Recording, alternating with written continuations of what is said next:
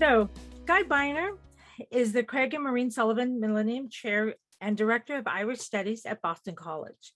Previously, he was a professor of modern history at the Ben Gurion University of Negev in Israel and has held research fellowships at Trinity College Dublin, University of Notre Dame, Central European University, the University of Oxford, and Boston College. He specializes in the study of remembering and forgetting in the modern era. His books, Remembering the Year of the French, Irish Folk History and Social Memory, excuse me, from the University of Wisconsin Press, and Forgetful Remembrance, Social Forgetting and Vernacular Historiography of a Rebellion in Ulster, that's from Oxford University Press, has won multiple international awards. He is also the editor of Pandemic Reawakenings, the Forgotten and Unforgotten Spanish Flu of 1918, 1919, also from the Oxford University Press. So this morning, thank you and welcome, Dr. Beiner. It's all yours. Thank you very much. It's a great privilege to be here, to be invited to speak to the Emeritus Institute in Saddleback College. The moment I got the invitation, I said, there's no way I could say no to that, even though it's a particularly busy day and week over here. Boston being one of America's great cities, but also one of America's great Irish cities. And there's a huge Irish community here and a huge demand for Irish programming on this day. So I've been running from one thing to another. We hosted a big event here. We have a very developed Irish Studies program at Boston College. We like to think it's one of the big programs in the world. And so we had a big event last evening. We have events further today, but I knew whatever happens, I need to make a little bit of time for this talk because it excites me. If people want to hear about things, then it's interesting. And I have to thank Eva Marie for inviting me, which is a very kind invitation in a way which I really couldn't say no. It was presented in such a appealing way, but also made me think, rather than giving you just a staple talk, said you could talk about anything you want for St. Patrick's Day. I could have given you a regular talk about Ireland. There's no shortage of such talks, but I wanted to prepare something unique for yourselves, which I hope you'll appreciate and I think will be interesting. So in a minute, I'll share with you my slides, and we're going to talk about a very specific topic. I'd like you to think of it as we go along. You can take down notes, compile your questions. I'd be happy to have an extensive Q&A afterwards and answer whatever questions you may have. I'll put my own cards on the table if I may. You've heard the introduction. I myself am not Irish. I'm Israeli, born and bred in Israel, come from a completely different background, but I did do my PhD in Ireland, and I specialized in modern Irish history. And that led me on an interesting path. I brought Irish studies over to Israel. I was invited to universities around the world to deal with Ireland. And then, quite surprisingly, I was appointed a year ago as the chair, the Sullivan Chair of Irish Studies at Boston, which shows that things are changing in the world. If in Boston has an Irish chair who's not from Ireland and not from Boston and not from America, that's quite unique. And that's interesting for me. So I have an interest in Ireland, and I always put it in a comparative perspective, but the reason I'm telling this background is I don't suppose that you necessarily, the audience, have an Irish background. The idea is to make this accessible to anybody, to everybody.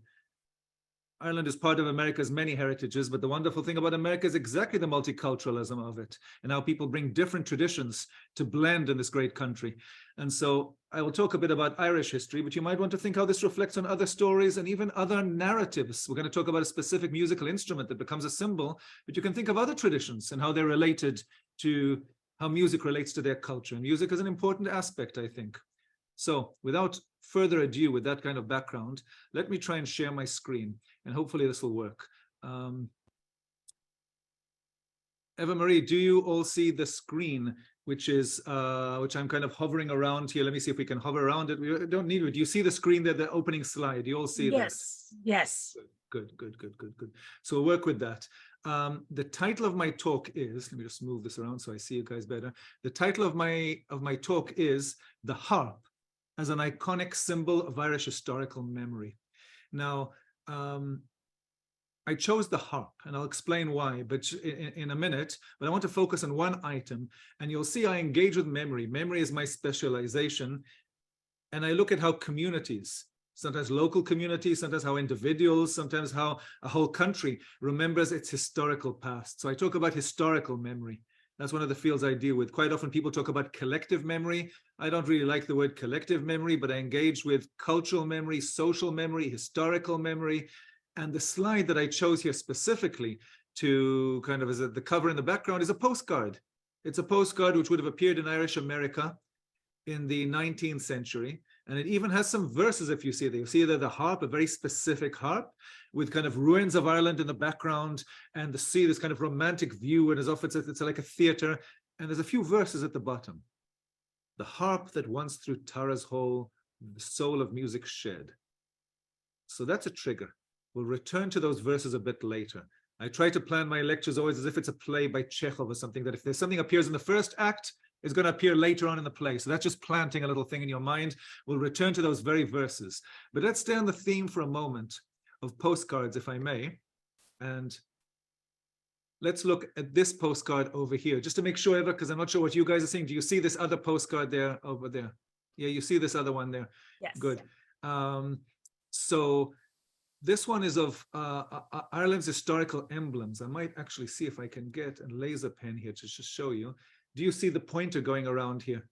Good. So this is another postcard of Ireland's historical emblems. And as you can see, Ireland has many emblems. It has a whole iconography associated with Ireland and its background. So here would be some of the famous ones appearing on the slide here. You have here a high cross. I'll mention high crosses later, very typical. You have here round towers, which I won't mention today, which is part of unique to Irish archaeology. There's a whole debate to what time were they dated to. It's more or less from the Viking period. You have ruins in archaeology. The whole of Ireland is full of ruins, including a monastery in the background.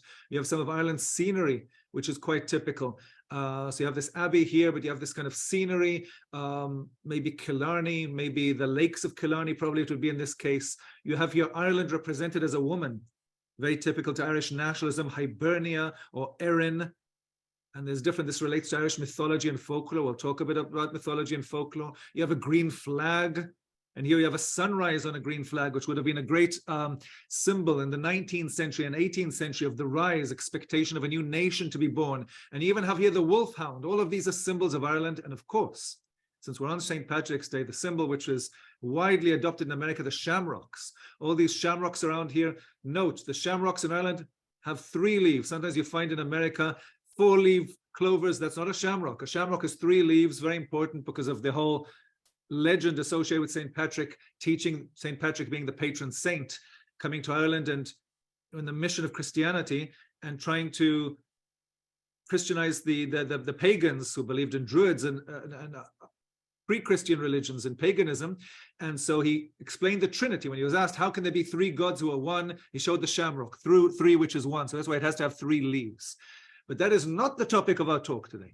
The topic of our talk today is the symbol here right in the center, which is a harp, a very specific harp you can see here. There will see many other kind of harps, often associated with Irish nationalism. Here we have the harp with this angel on it, or the depiction of Ireland with this kind of angel wings, this kind of angel harp. And we're going to look at the harp in general and its meaning and how it became associated with Ireland, its long history. And that will allow us, I think, to take a tour through Irish history and Irish mythology and Irish memory beyond all things. A famous French historian, maybe perhaps one of France's great historians, Pierre Nora, wrote in the 1980s, he coined this term called a lieu de mémoire, a place of memory. He says you can understand a country by identifying its sites of memory and then studying how those sites develop to understand a nation. It was a very interesting kind of French approach to history, which has been emulated in many places. And as an historian of memory, I find that very useful sometimes. We take a site of memory, which could be a real site. It could be a place. For example, if you're looking at America, we could look at the wall at the mall in Washington. We could tell the whole story of America with the symbols on the mall in Washington. Or if you come to visit Boston, you could walk around the Freedom Trail. You'd walk the Freedom Trail and you'd understand the history of Boston, Massachusetts, New England, and the birth of the American Republic. So I'm going to do something similar, but with a symbol rather than a physical site. I'm going to tell you the story of the harp and its symbolism and how it evokes something which I think is much larger. All right, so with that in mind, let's go way back in time to Irish mythology. Now, Ireland has its own very distinct mythology. Many people are familiar with the mythologies of Greece and Rome, kind of classical Greece, the pantheon. Some people might have heard of the Viking mythology of the different gods, which some of them have even appeared in our calendar today. We speak on Friday. Friday is from its origins is from Scandinavian mythology. Freya was a goddess, Freya, in Scandinavian mythology. But I want to bring us to Celtic mythology, to Irish mythology, which is very rich. It has its own pantheon of heroes and gods, hundreds, if not thousands, of stories and sagas, which are preserved both in oral form and in written form. Ireland has one of the oldest traditions of vernacular meaning in the original tongue of the spoken language, of vernacular manuscripts. So manuscripts not just in Latin, but actually written in Old Irish, which go to the early Middle Ages. And they recall stories from ancient times, Now it's interesting. There's a bit of noise here in the background. I hope it's not interfering. These were ancient times, which would have been pre-Christian, and it's a whole mythology of different gods. But these stories were later mediated by monks in the early Middle Ages who wrote scrolls and were fascinated by these stories, but they knew that this is a pagan law, so they had to write with it at a distance. They had to bring in people like St. Patrick and others who kind of convert the pagans. So it's all filtered, not in the language of those who have actually spoken it, and not in their culture. It's filtered in a later, like 1,000 years later or so. But let's talk about Irish mythology. And the interesting thing is the harp appears there. The harp appears associated with an ancient race of people, which we only hear about. We don't know what they are. The Tuatha De Danann. The Tuatha De Danann was supposed to be an ancient race that came to Ireland and conquered Ireland thousands of years ago. We know nothing really of them. In Irish folklore afterwards, they kind of disappeared or turned into fairy kind of figures, supernatural figures, which are still around in Ireland in different places. But among the many stories of the Danann is the story of Dagda's harp, which was known as Uine. It's a very specific harp which had magical qualities. And Dagda's people had a battle against other people. It's this kind of large myth. It's all the myths are full of battles and great races, like, Homer with the Greece versus Troy against Troy. This is similar kind of things happen in Irish sagas. So in one of the sagas, we hear the story of a battle between the Danann and Dagda's people and these other people, these Fomorians, and they fight together, and Dagda's people triumph. But while they're outside on the battlefield, a sneaky trick happens. There's a sneak operation, in today's words, a secret operation. A group of their enemies come and steal this magical harp. So they've won the battle, and they come back victorious to their banquet, but the harp is missing.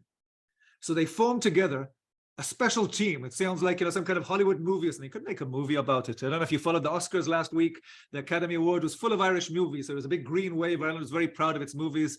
Didn't end up winning most of the movies, but still, we're very kind of proud about how these stories kind of come into cinema. People saw the Banshees of Inisherin, that plays with Irish folklore. Worth seeing that movie. But back to Dagda's harp. So in Dagda's harp, a special team of warriors, the top warriors, go to steal the harp. In order to steal the harp, they go into this banquet room of the enemy who are celebrating the victory of stealing the harp. And the enemy are very powerful. These are just a small group of people, and they have to defeat this whole hall of powerful warriors. And they don't have a chance. But they know they have a secret weapon. They know how to use the harp. And this is an interesting story, and you'll see in a minute why I'm telling it to you, because in this story we learn the three qualities of the harp in Irish mythology. And it's worth keeping that in mind. And that's the three strains of music as associated with the harp. And they each have a name in Old Irish. It's important to understand these names, to understand the root. It's a compound word. The word try in Old Irish would be music, would be the old word for music. So all these words have try into it as a suffix, as a second part. So there's three strains. The first strain is the goltry. Goltry is sad. It's a dirge. It's a lament. It's a song which will make people cry. It's melancholy. The second strain of music is the giantry. Gian is happy, to smile, to have affection. And so it's the happy strain. It's music which makes you happy, elevating, joyful, makes you want to dance and celebrate. That's what music does, doesn't it? Sometimes it makes us sad, sometimes it makes us happy. That's the wonderful traits of music. And the last is equally interesting. I often find that when I find difficulties falling asleep at night, I like to put some soothing music in the background. And that's exactly the suintry. The suintry is, in a sense, a kind of a lullaby. It brings you sleep and slumber. It makes you rest. And that was the trick of how they managed to steal the harp, by the way. They came in there, they commanded the harp to do the gull try. Everybody began laughing and bursting and kind of lost their way in this kind of celebration and forgot that they might be in danger. They have to guard the harp. Then, first they did the sad tune. The sad tune made them all sad and melancholy. And they forgot what was happening around. Then they played the happy tune and it cheered them up and they got happy and dancing and were oblivious to what was happening around. And then they were tired from first being sad and then being happy. The sleepy tune was played, the sun try, and they all fell asleep, and that's how they managed to steal the harp. So that's a wonderful myth or a legend, I think. But I think it tells us something about the qualities expected of music in general, but also of the specific instrument. It makes us think, if you think about Ireland, which is well known for its traditional music, it's up till today, right? Ireland has a long traditional music, and you hear plenty of it today. Go to a pub after this talk, right? Go out over here. It's already 1 o'clock in the afternoon. Pubs are open. I assume in California there's still time. Go for afternoon. Treat yourself to a meal in a pub. On the evening, you'll hear plenty of musicians. There's a good Irish community in California, including in Southern California. Years ago, I was in Los Angeles. I had a great time. I'm sure there's others around. But if you go, you can hear musicians, and you can feel sometimes the songs are really sad. Really, they'll play sad songs about moments of Irish history, which is often a sad history. But sometimes they're very cheerful, and it's people making happiness out of that sadness. And sometimes they're just peaceful. And it's wonderful to think of that. So I started with this mythology, but now let's move to the history. Like I said, this mythology was preserved, both in manuscript form and in oral traditions and stories. Ireland is very rich for its folklore. That was the reason that I originally came to Ireland. I was fascinated by folklore and oral tradition. So I came to study oral tradition and learn about Irish folklore. And in the Middle Ages, we can see how the harp is part of Irish culture in the Middle Ages. So we'll start with the early Middle Ages. The early Middle Ages, which is a Gaelic culture, an ancient Irish culture. It moved from the Celtic period to the Gaelic period. They've had Viking raids, which caused havoc, but after a while, the Vikings settled in Ireland, and they amalgamate and they fit in with the general community. And when you want to find traces of that period and how the harp appears, what's interesting is the harp is traditionally associated with King David in the ancient texts. The medieval texts in Irish associated with King David's harp. For those who know your scriptures, the Old Testament, which would be where I'm coming from in my own tradition. So King David has a harp in the Bible, which he plays to soothe the soul of Saul. Right? This is before he's a king. He's the young king. He's the young kid who's brought in to soothe Saul, who's a troubled king, his king who's going mad, and he needs to be soothed. And so King David played the harp, and that appealed to Irish tradition, to medieval tradition. And how do we know that, for example? So here you see a high cross. I promised you that one of the symbols of Ireland, I'd come back to it, is the high cross. High crosses are very typical to Celtic culture. You see them in Ireland, you see them in ancient Scotland, in the archaeology of Scotland as well. These tall crosses, some of them could be much taller than the one you see here, and they go back to the early medieval period. And if you look at this cross here, which is in Castledermot, County Kildare, there's an interesting detail, which is a bit hard to see. So we're going to have to move closer in. If you look at this bit here, you just might be able to distinguish over here the harper. You see somebody sitting and he's playing a harp. See that little square there? That's a harp. And that's King David. That's what archaeologists do. They look at these crosses and they decipher them and see how they've worked through the scriptures and through Irish stories and history into the cross. So we can see King David appearing in ancient Irish tradition, and harpers will appear again and again. I'll show you another earliest depiction of an Irish, what's considered the earliest depiction of an Irish harp on material culture, not on a cross, but kind of in Irish material culture. The cross is even earlier. Let's look at this. One of the ways of looking at early material culture would be looking at reliquaries of saints. Ireland has a whole variety of saints. Today is St. Patrick's Day, but actually Ireland has many more saints. Many of them are not even remembered today, not known at all. But Saint Médoc, or Mogue as he's sometimes known, is a local saint in County Wexford. All of these saints go back to the 4th, 5th, 6th, 7th century onwards. But this is his reliquary. A reliquary is a small little box in which you keep the relics of the saint, what's ever been left of them. That's kept in a cathedral, in a church, which is preserved throughout time. They had to preserve it through the Viking raids and afterwards, and now they're in museums. So this is in a museum today, and it's remarkable to try and decipher what are the images here to learn about the early Christian church. What's interesting for us is the side. If you look here on the side, you'll see the following image. Once again, you'll see a harper playing a harp. So we can see how the harp plays a key role in this old Gaelic Irish tradition. Now, things are going to change dramatically shortly afterwards. This is from the 11th century, what I'm showing you now, probably the late 11th century. The late 11th century is a period of turmoil. Around that time, in 1066 to be precise, there'll be an invasion of neighboring England by the Normans, King William I.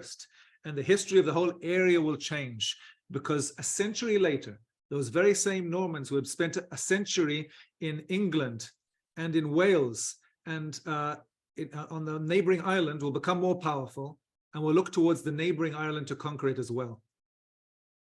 And the dramatic events will happen in Ireland towards the end of the 12th century, when the English, or to be more precise, the Anglo-Normans, will travel over to conquer Ireland.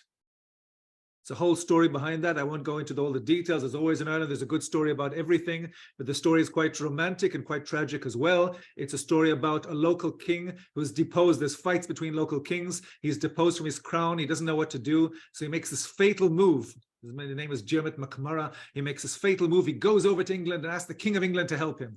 And the King of England, at the time it's Henry II, is hesitant. So he says, go and ask my nobleman. And he goes down to Wales in an area called Cambria, and he finds somebody called Richard Fitzgibbon, who's known by his name Richard Strongbow. He's a powerful archer, and he collects knights and he helps him. And he says, I'll come and help you win back your kingdom, but only if you let me marry your only living child, who's your daughter. So I'll inherit it after you. That's the marriage of Strongbow and Aoife, and that's the whole beginning, if you wish, of what Irish nationalists will later call 800 years of English invasion. That's the original English invasion of Ireland. But we know about these stories, not just from stories about this history, but from a scribe. And I want to show you how this relates to the harp as well. The reason we know about this ancient history in the 12th century of the conquest of Ireland by the Anglo-Normans, by the English, the Anglo-Normans, is thanks to a scribe called Giraldus Cambrensis. Giraldus Cambrensis was a monk working in the employment of exactly this Strongbow, Richard Fitzgibbon. Fitzgerald, sorry. He's his scribe, and he will come over to write the history from the point of view of the victors. That's often how history is written, from the point of view of the invaders, not from the point of view of those who were invaded. And he wrote two books contemporary to the invasion. He wrote one which is called Topographia Hibernica. This is in Latin, the topography of Ireland. He goes around and looks at all these amazing places.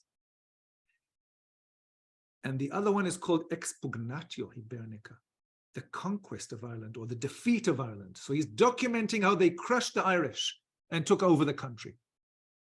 Now we should realize that these books are quite remarkable. So this is a depiction of himself writing his own manuscript. Now, the depiction that he had was heavily hostile towards the late natives.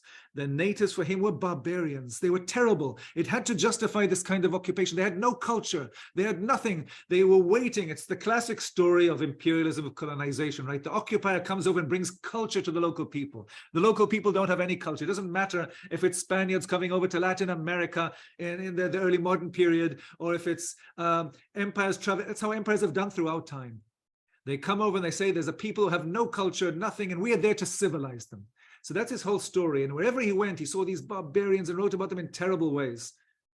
And yet, reading through it, we see how the culture appears at every moment which he encounters it, even though he's hostile towards it. And we see references in his writing to a kithara. A kithara would be the Latin for a harp. And often he picks up on the local language where they use a word called crua, crot, which is an old Irish word for the harp. So he sees the harp. These people are not as barbarian as it seems. Not only do they have an amazing culture of their own, but they're playing harps. They have a musical culture.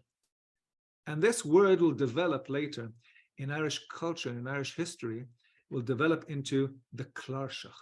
Clarsach is the Irish name for the harp. So if you want to use the correct name, and we always should do that, right? Otherwise, it's an act of colonization using a foreign word. The word in Irish for harp is the clarsach. The whole project is often seen of Anglicization is the English come over and they bring over their old culture and they wipe out Gaelic culture. They forbid it in a series of rules and laws time after time, especially they're worried about local people becoming integrated, about their own people becoming integrated into local culture. becoming less English. And so they keep passing laws forbidding people to speak the Irish language, forbidding people to wear Irish dress, to listen to Irish music, to play Irish sports. And yet, Irish culture survives during this time. Gaelic culture survives. It becomes this interesting kind of amalgamation. And just to prove that it survives, let's stay with the whole image of the harp. I could have shown it to you to many places. This is from the 14th century, deep into the Anglo-Irish period. And yet, Irish culture continues. This is a shrine of St. Patrick. St. Patrick's tooth. It's another reliquary which has a kind of a tooth inside, which is associated in tradition as being St. Patrick's tooth. It's in the National Museum of Ireland in Dublin. If any of you travel to Dublin or have been to Dublin, that's a remarkable place to go to. The National Museum has three main branches in Ireland, and the archaeology branch right smack in the center of town is a remarkable place. You walk in free at any time and you see this remarkable treasury of ancient treasures, of archaeological treasures. But what's interesting for us here is in all this remarkable art that you see here is this.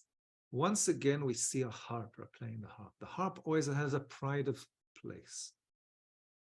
So Irish tradition is there. There's a new English tradition. The King of England came after his lords and brought himself over and declared himself the Lord of Ireland. And the knights took over and they put castles all over Ireland. And yet the picture is much more complicated. Like I said, they passed laws and laws to stamp out local Gaelic culture. But that actually says something to me as an historian. If every few years they have to pass another law saying they forbid Irish culture, that means that Irish culture is surviving. The laws, don't read the law by what the law says, see what it's trying to combat and read through that backwards what's happening. And what's remarkable is it's clear that they did not stamp out Irish culture. Not only that, that many English colonizers that came over became, as the famous phrase in Irish would go, or in Latin would go, they would talk about how they became more Irish than the Irish themselves. People integrated into the local population. So let's look, for example, at an image from the early modern period. It's the end of the Middle Ages, the tail end of the Middle Ages. England is troubled that Ireland is still rebellious, that there's lots of areas which are still acting independently of English rule. And an Englishman who travels around Ireland does a series of depictions of Ireland and how England wants to reconquer Ireland. It's the Tudor reconquest. It's a period in which Henry VIII is a strong king in England, and he wants to organize an army to reconquer Ireland because they're rebellious and they're not acting the way he wants them to be. But we can learn a lot from the imagery. So they made a series of woodcuts. You cut something on wood and then you print it on paper. And there's this remarkable image here of what he sees when he visits Ireland, this visitor, John Derrick.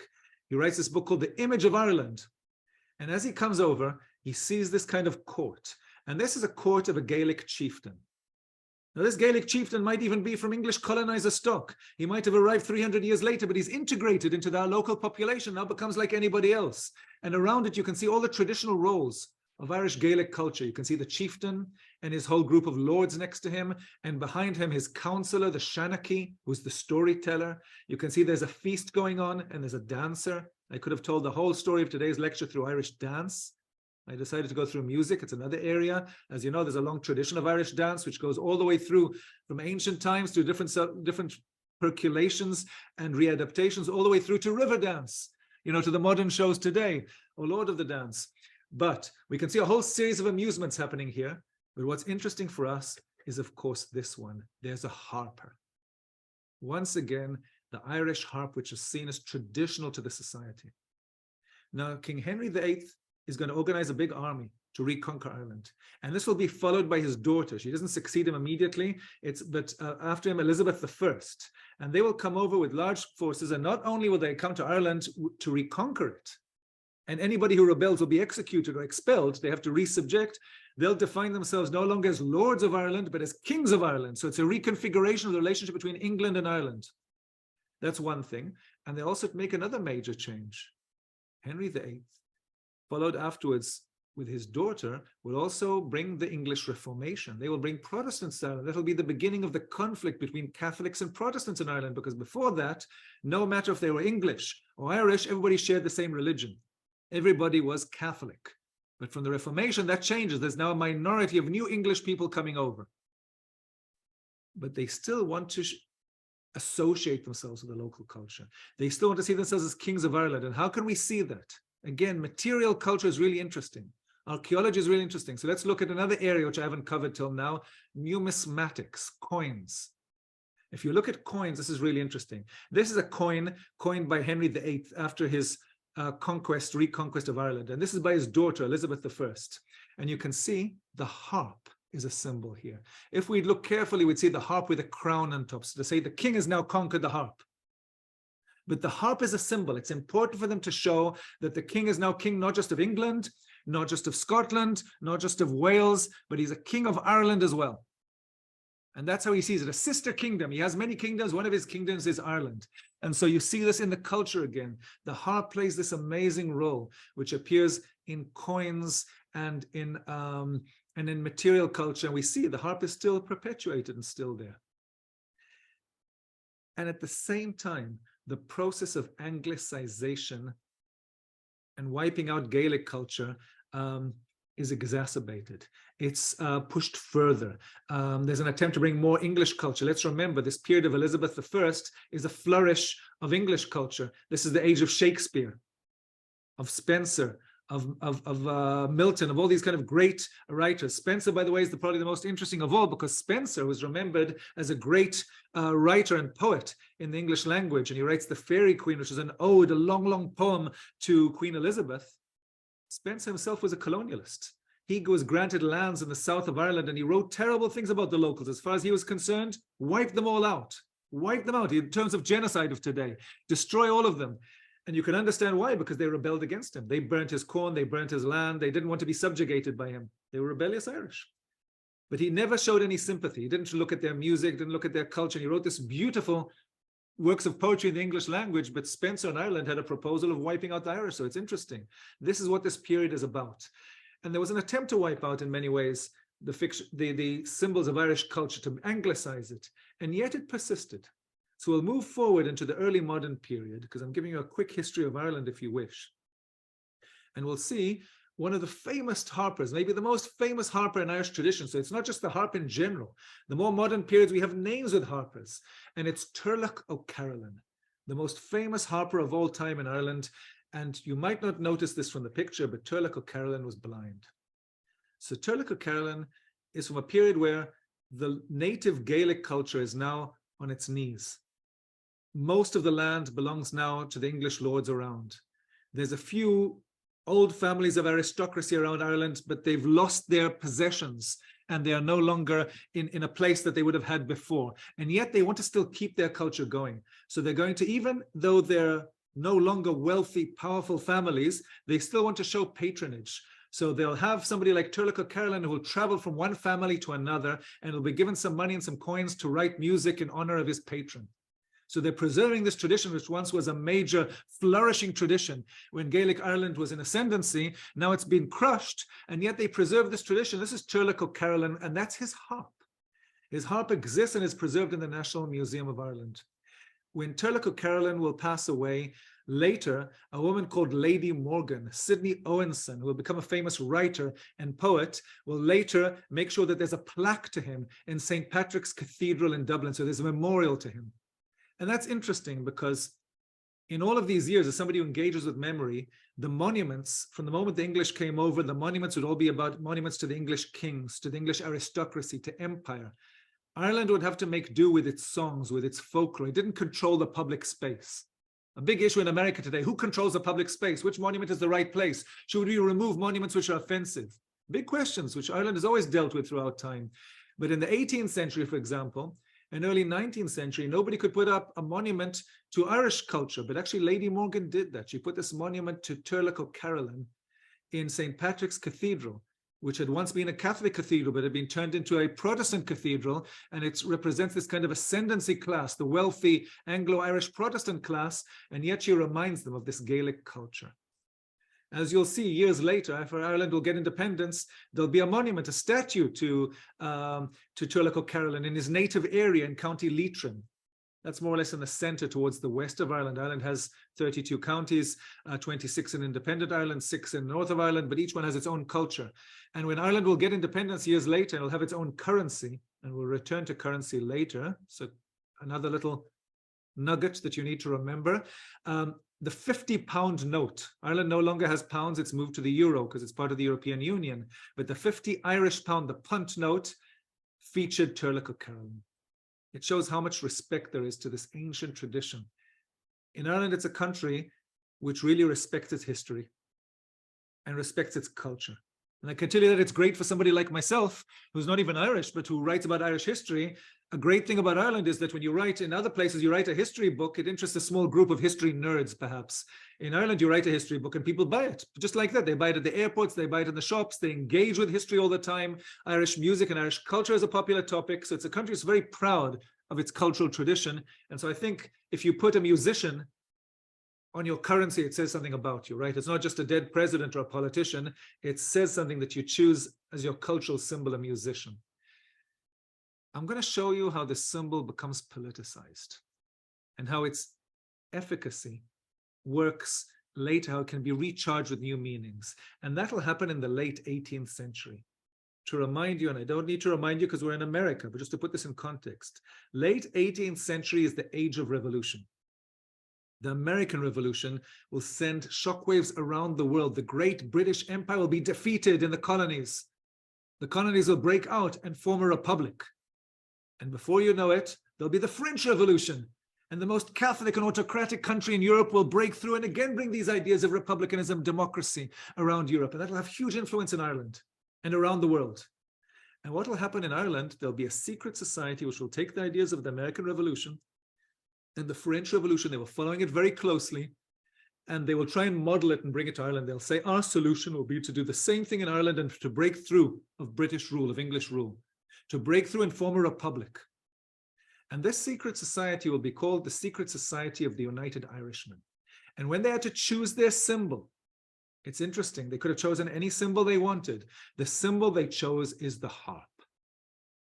You can see here two stamps from the late 18th century and how they've politicized the harp. They've taken the ancient Irish harp and they do a few things to it. One, you can see here, they put this kind of French revolutionary cap on it. You can see they're influenced by the ideas of the French Revolution. And they put the word equality. It's taken straight from the language of the American and the French revolutions, equality, right? They want to bring equality, no more Catholics down and Protestants up. It's about bringing people together. Their vision was of Catholics and Protestants and all forms of Protestants, was Catholic, Protestant, and dissenter, the Presbyterians as well, all coming together to form a republic which would be separate from England. Here is even more interesting, the symbol here, which is smaller and harder to see because they use the Irish language. Again, it's the harp. Again, it's this cap of liberty. But here they use the Irish language, and it says Erin go Bragh. Erin go Bragh is Ireland forever. Ireland to victory, kind of, if you wish. So this is the symbols they have. And in this one, I really like the symbol. So one of the slogans the United Irishmen did when they were trying to politicize the population, it's very hard. How do you politicize a population? Many of it is illiterate. So they used songs and they used music, but they also had great copywriting of slogans.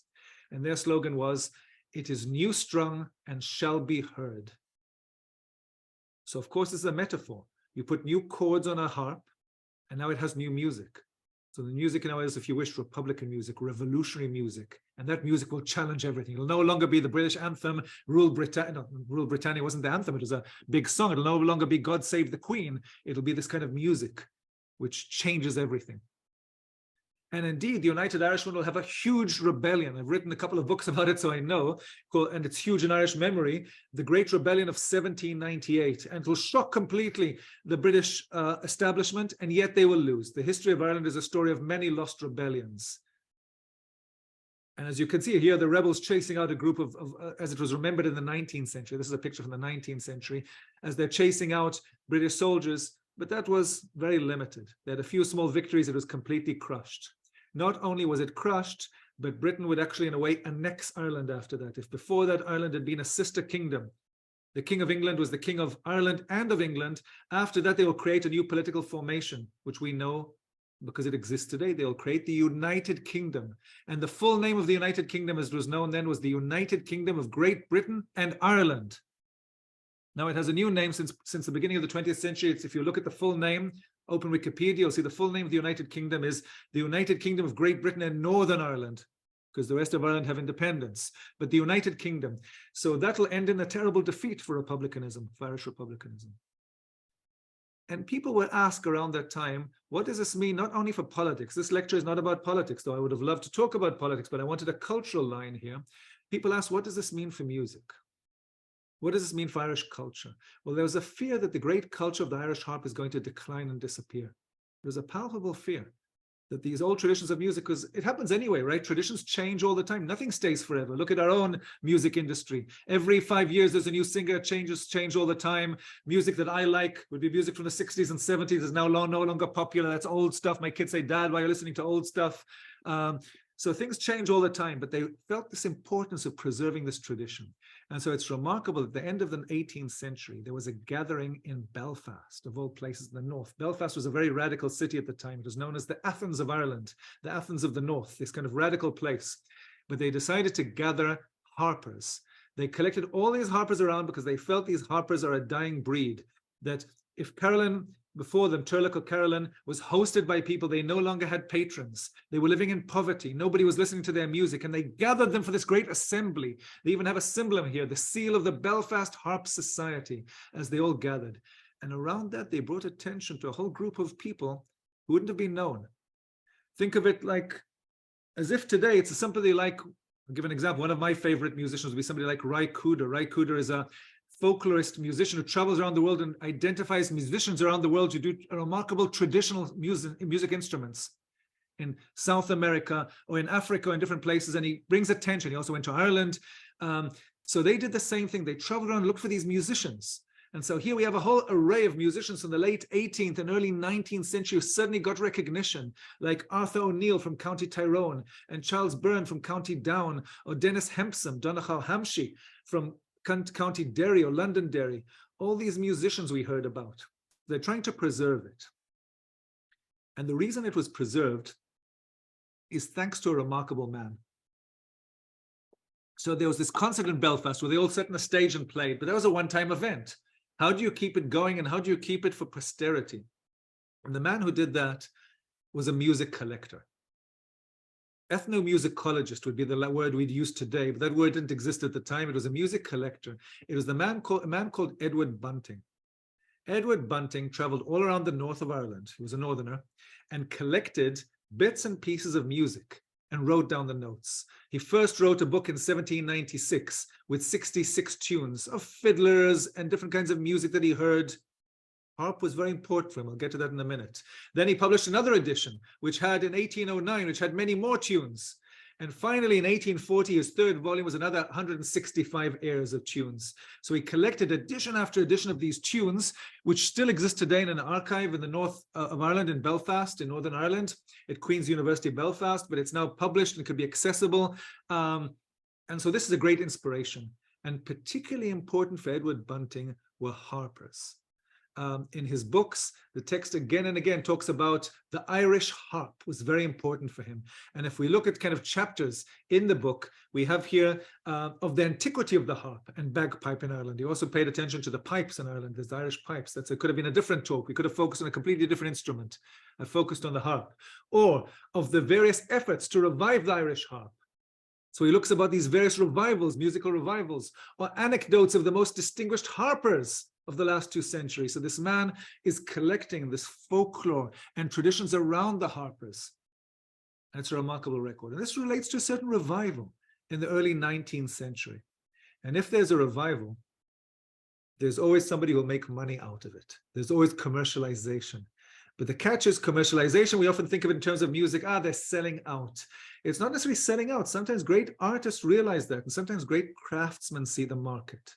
And how do we know there was a market for harps in the early 19th century? Because of a man called John Egan, who became the most famous harp maker. Till now, I talked about harps, and I've talked about harp players. But none of them would exist if there weren't harp makers, which is a great profession in its own right. And here I couldn't stop not to do this. I'm showing you an image from my own university at the moment, Boston College. Boston College has one of the greatest libraries of Irish collections in America and in the world, the Burns Library, the John J. Burns Library, and its remarkable collections. And in that collection, there are a selection of harps made by John Egan. Here you can see them on display in one of the exhibitions we once had, and you can see this remarkable work of craftsmanship. And you can see here I was trying to sell it in ads. So there's commercialization is not just making things, but actually selling it and selling this product. So, excuse me. So here you see the harp as it's being played in the early 19th century. And this will lead to something else. One of the people who will play one of John Egan's harps will be another famous celebrity, or one of the famous harpers of the mid-19th century. And the reason I want to mention one more harper, if I may, Patrick Byrne, is because he's also the first harper to be photographed. There's a new technology. These are no longer drawings. These are no longer sculptures. These are no longer material artifacts. These are photographs. And you can see it's quite interesting. Of course, where there's a photograph, there's a pose. You know, you see today the teenagers or whatever, the young ones, and they always pose for a selfie. They have the selfie face, which drives me mad with my own daughters, but that's how it is. But in this case, what's interesting is we know also there was a long exposure. There is no such thing as a snapshot or catching somebody unaware. It's not pulling out your phone. It takes a long exposure, so we know he's posing. But it's again this tradition of the blind harper, often associated with blind people. The harper was a blind harper, and you can see this kind of blind, the kind of the looking up of the blind harper. But you see here two pictures. One would be in his clothes, probably his performance clothes, in a suit. Here he is in his clothes as he's performing at a concert, or staging himself as performing in a concert. But here he is doing the whole thing here. He's dressing in ancient garb. And this is interesting because we're going to talk about romanticism in a minute, and about how the romanticism is associated with the harper. So he's dressing up as if he's an ancient harper. This is in the mid-19th century. He'd be a modern harper by many standards, but he's marketed as the last of the great Irish harpers. It's always the last. This tradition is supposed to be dying away. Does it die away? Doesn't it die away? We'll ask that question very shortly, exactly in a minute. But before that, just to pause on this picture, how he's wearing these clothes, imagined as if he was in a court of some ancient Gaelic chief, as if it's in the woodcut that we saw before, as if he was on that crosses that we saw before from the 9th century, playing as if he's playing before a king, an Irish king. So it's a staged moment. It's staged, but it fits into the whole notion of Irish romanticism. And this will feed into Irish nationalism and cultural nationalism, which is the next thing we're going to talk about. Except that I think we need to take a pause for a minute. I've been talking for the good part of 40 minutes, 45 minutes, and I think you cannot talk about music without listening to music. It's like with a photo. You can talk 1,000 words and you can show a photo. What's better? Think of the two things. We need to hear some harp. So I wanted to play for you some harp, and the choice is immense. Could have shown you many different harpers and many different approaches to it, and there's great harpers. I wanted to show you a traditional harpist. So we're going to listen to Michael Rooney. Michael Rooney is a great contemporary, current-day harpist playing on a traditional Irish harp. This is from a concert which was part of a kind of a Celtic festival, which was held in County Sligo, but this could happen any time at any year, any time of the year. County Sligo is in the west of Ireland, towards the northwest. It's in a pub. He's playing in a pub, Grange pub, Barry's pub in Grange in County Sligo. He's playing a set of tunes which is Cailleach and Argad. Argad, that would be the woman would be a nice way, the hag of silver, the silver lady, the silver witch, if you wish. It could go different ways. You know what? Let's take a pause. It's a 4-minute bit. Let's listen to it, and you'll understand why all of Irish writing in ancient medieval times, they compared it to King David, and yet all the time they talked, on the one hand, King David, and then they described the harp music as being harmonious, as bringing us in peace with nature, of giving us this kind of, it's a pity to waste words, and you've got to listen to it itself. I talked about the different strains of Irish music before. Just see its kind of harmonious bit and how it's pleasant to the ear. So it's a 4-minute bit. I wasn't going to play all of it, but I think we might do that because we've still got a bit to go. Let's listen to the 4 minutes. We can relax for the moment here for a bit, and let's just listen to the tunes, and you'll hear how it changes over time. It looks at first as if it's monotonous. Flow with it.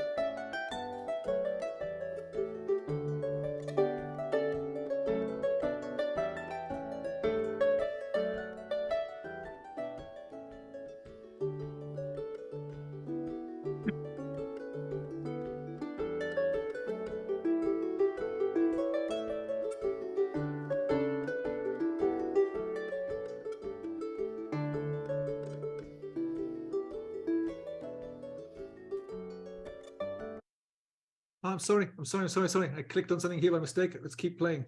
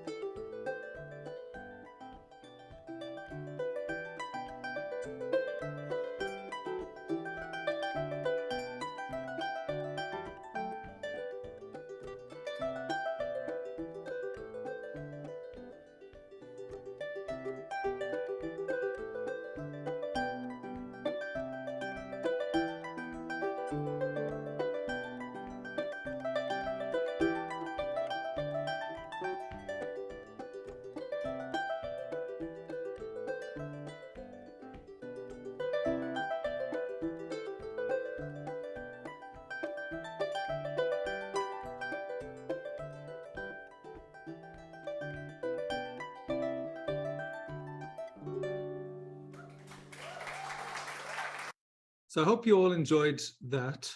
Have I stopped my screen share for a minute now? Eva Marie, can you let me know? Because I'm not sure how things are looking. Are we okay? Have I stopped the screen share for a minute? Great. So I wanted kind of just to, so you can see me. I didn't know if the whole time you could see me as well.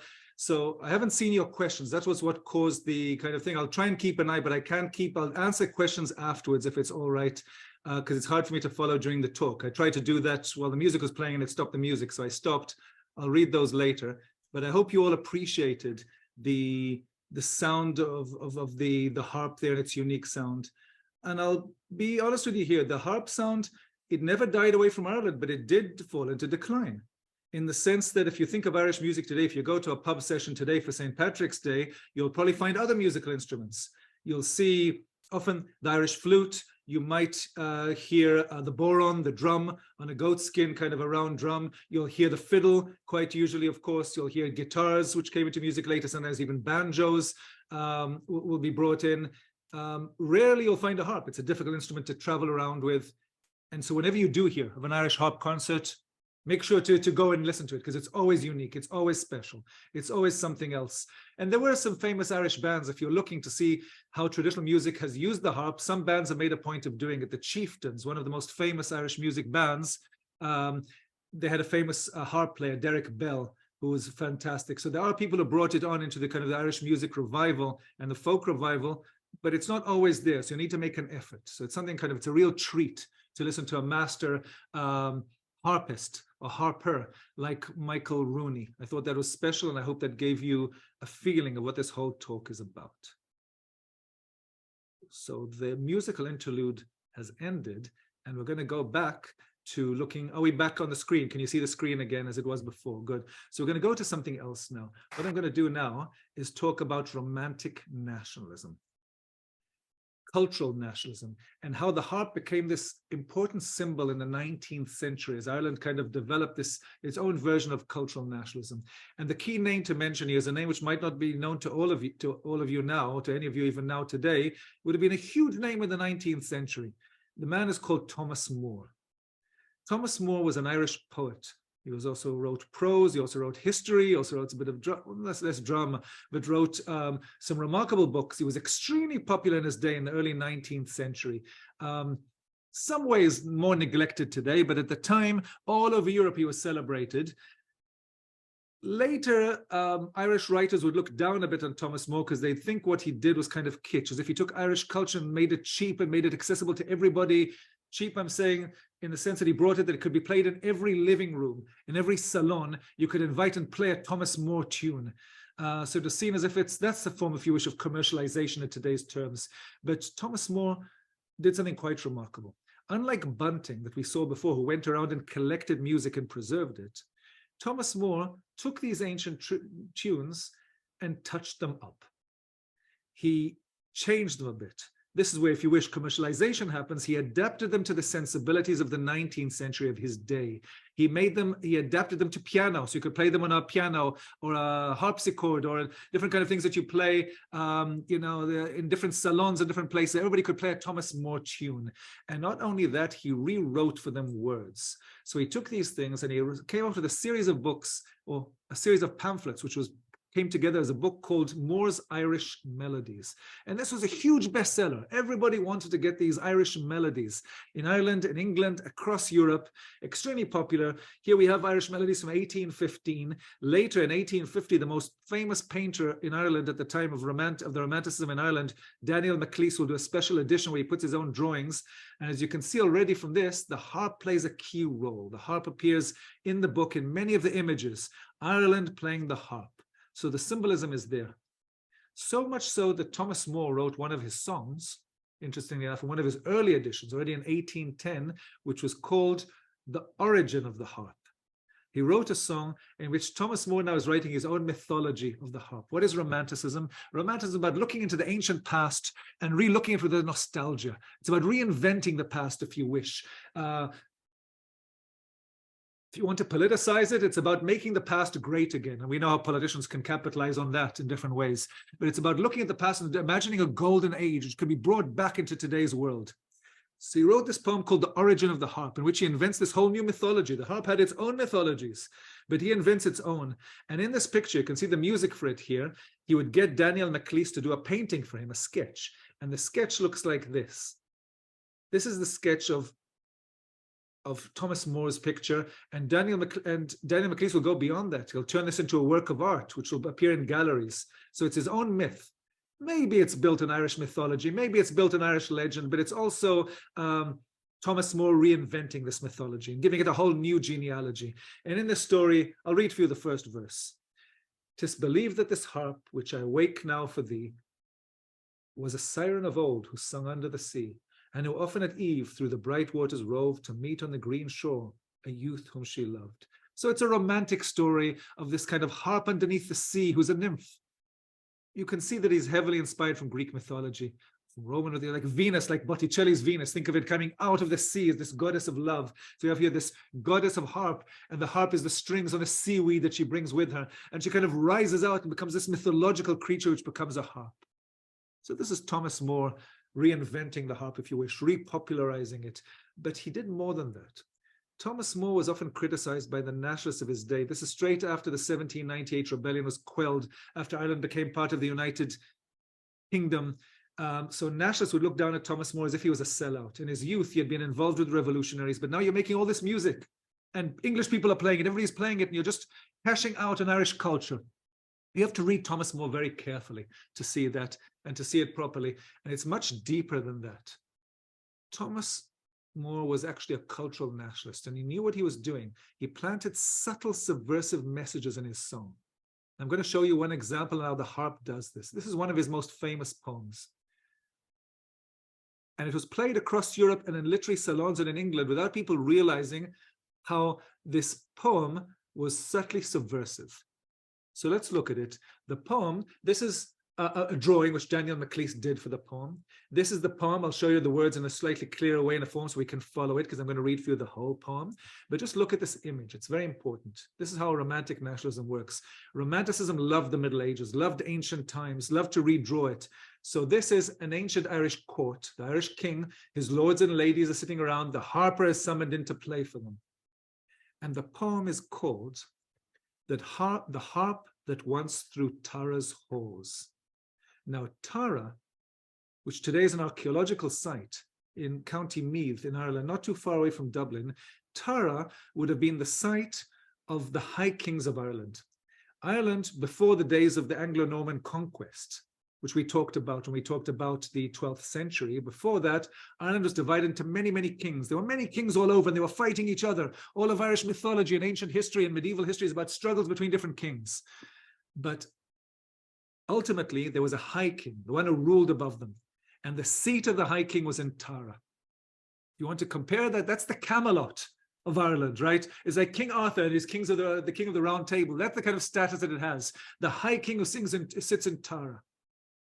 So Thomas More is writing this poem about the harp in Tara's halls in this ancient kingdom. Remember, he's writing this in the early 19th century, and he's writing it for a general audience. So allow me to read to you this poem, and then we'll look at it briefly. The harp that once through Tara's halls the soul of music shed, now hangs as mute on Tara's walls, as if that soul were fled. So sleeps the pride of former days, so glory's thrill is o'er, and hearts that once beat high for praise now feel that pulse no more. No more to chiefs and ladies bright the harp of Tara swells, the chord alone that breaks at night its tale of ruin tells. Thus freedom now so seldom wakes, the only throb she gives is when some heart indignant breaks to show that still she lives. Now you can see this melancholy, sad strain in Irish music come into Irish romanticism and into its poetry. It's a sad poem. The harp that no longer plays. The image that we have here is a harp hanging on the walls, as if this whole the archaeological site doesn't have material objects in it. It has the walls and has the things around it. But imagine that they find this ancient hall in ruins. Romantics love the image of ruins. They love to travel around Ireland and draw paintings and write poems and write about the ruins. Imagine this hall of Tara, where the high kings here once sat, completely destroyed, and there's a harp on the wall leading there. But the harp no longer anybody to play it. There's no more harpers. It's all died away. It's all gone. The culture is gone. That's the image that we have. We can evoke through this image the ladies and the lords that once sat around in this fancy banquet that we see here. And yet it's no longer there. Only the harp survives. And that's the sentiment of romanticism, of Irish romanticism. This sadness, this greatness that was once there, that's missing. But then you read the poem, and people love that. People love this sentiment. They'd sing this song or play this song and read it out. People would weep and they'd love it. It's the 19th century. It's the Victorian period. People love this kind of sentiment of melancholy, right? It plays. It seems so touching. Oh, the Irish are so sentimental. But it seems to depoliticize Irish history. It actually didn't. Look carefully at the second verse, what really happens. The harp is there of former days. These are glorious times which disappeared. And nowadays, when do you hear it play? When the wind goes through the halls and it plays its music. And that will evoke a sentiment. And that sentiment is there for some heart indignant breaks. It will break your heart when you live it. And you'll know that freedom is still there. It's a lost tune, but it can be regained. And that, if you wish, is the encapsulation of Irish romantic nationalism. I could show you other ways of doing it, but it's perfect. And it had huge appeal, including here in America. Thomas More's poetry was extremely popular, and it led to a whole series of images in Irish nationalism. So let's give you one example. We're on St. Patrick's Day. Let's give a good example from Irish America. This is a painting currently in Cincinnati, Ohio, by a famous Irish-American painter, Thomas Buchanan, The Harp of Erin from 1867. 1867 was a big year for Irish nationalism. There was a rebellion organized in Ireland which failed, but it was an Irish-American rebellion. Many Americans traveled over, sent money over to Ireland, traveled over to America as part of an association called the Fenians. These were Irish-Americans, many of whom had traveled over to America after the famine, had fought in the American Civil War, The Great Irish Famine would have been in the middle of the 19th century, 1845 to 1852, more or less, 1850, 1852, 1847 is the worst of the famine. And later fought in the American Civil War on both sides, both in the North and the South, and become Americans, and yet feel sentiments and sentimentalities for Ireland, and they go back and they sponsor a rebellion in Ireland, which fails. This kind of transatlantic movement, the Fenians. And around that time, this painter draws a painting called The Harp of Erin. Erin is this figure, this romantic nationalist figure of Ireland and the figure of a woman. So this is the female depiction of Ireland. And again, she's on a rock playing the harps, taken straight out of kind of the harp being born out of the sea of Thomas More, and she's playing the symbol of Ireland. It's supposed to, the whole island in a way, it's awakening of the island. This is romantic nationalism and the hopes that it brings. Now, I do not have time, we're drawing towards our end, to spell in detail the history of Ireland and all its different rebellions and its ups and downs. It's not only a history of rebellions, many things happened of interest in the 19th century. The famine was a terrible period, but there was periods of revival afterwards, and there was periods of land struggle, of reclaiming the land. There's whole interesting episodes happen. But I'm going to skip forward to the early 20th century. Following the War of Independence, which happened just over 100 years ago, there was also a civil war. I'm sorry, I'm going to put out my phone here, which is ringing in the background. Sorry for that.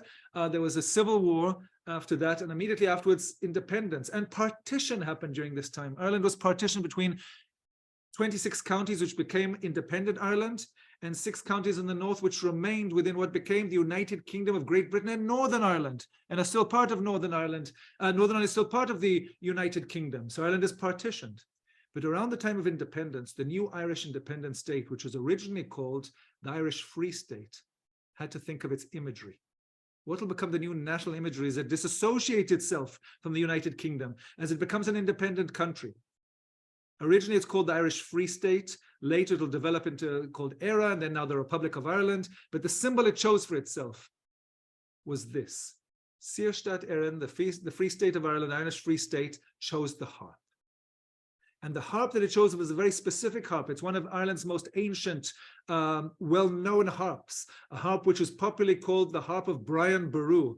Brian Boru was a high king of Ireland, a high king who was very famous because of a battle that he waged in the 11th century against the Vikings, against the Danes. And it's an interesting kind of episode. Brian Boru, this key king, the harp exists today. If you go to Dublin and you travel, you can see it in Trinity College Dublin in the Long Room Library, a beautiful library, which is well worth visiting, which has ancient manuscripts like the Book of Kells, Ireland's most famous illustrated manuscript, and many others. In this beautiful library room, you'll see this harp with its pride of place. Don't want to put any spoilers here. It wasn't really Brian Boru's harp.